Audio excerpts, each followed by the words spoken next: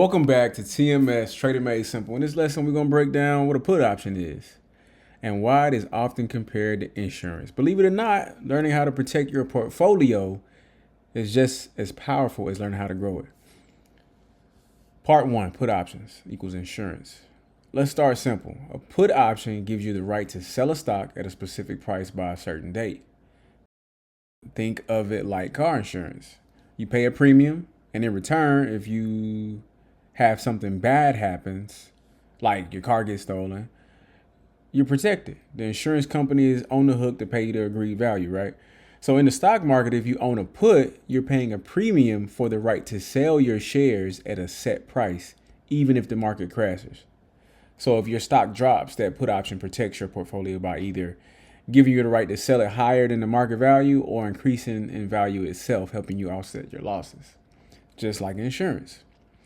So part 2 is two sides to an option. You got the buyer, you got the seller. You got the buyer who pays the premium and the seller who gets paid but takes on the obligation.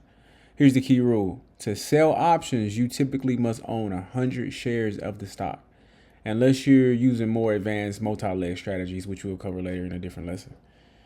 As a beginner, you'll mostly be on the buy side. Learn how to use calls and puts to control risk or speculate on movement without needing to own shares. So you can still purchase puts without having to own those 100 shares. All right. Part 3, let's bring this home with a real story about a billionaire named Mark Cuban. Y'all might know him. You know, he's the owner of the Dallas Mavericks and all that good stuff. And back in 1999, Cuban sold his company, broadcast.com, to Yahoo for $5.7 billion and got paid mostly in Yahoo stock.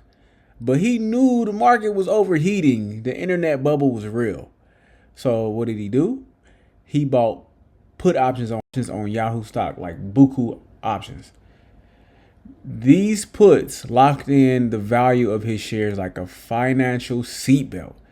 So when the dot-com crash hit and Yahoo stock tumbled, Cuban didn't lose a penny. He insured his fortune and walked away a billionaire. That's the power of understanding options.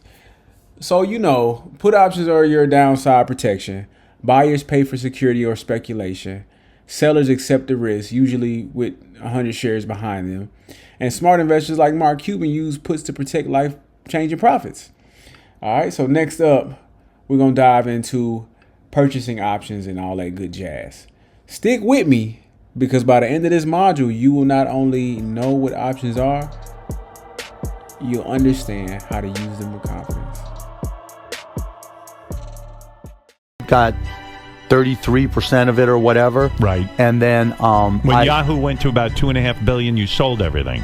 When it went up, I did a hedge, right? They called it one of the top 10 trades all time on Wall Street. What did you do? So I got all this stock from Yahoo. And everybody else thought the internet bubble was going to keep on going forever, right? I'm like, there's no way. So I sold calls, bought puts, so I protected my stock. And so it went up in value some more and went up to where my hedge was and then cashed me out. I see. And so then the whole market cratered and I was protected. When you cashed out, Yahoo went up a little bit more, and people said to you, "Oh, aren't you sorry? Well, exactly why right. didn't you hold on to it?" And you said, "I've got $2.5 billion. Well, how much do you need, right? That's exactly. And you didn't get greedy. I mean, you could have kept saying, "I'll stay in another day. I'll stay in another week." And if you had waited just a couple of weeks, probably about 6 weeks, I would have been fucked. like how badly fucked? You might have lost $1 billion. Oh, more than that. More. Oh yeah. No, Yahoo went from like $300 to like $5.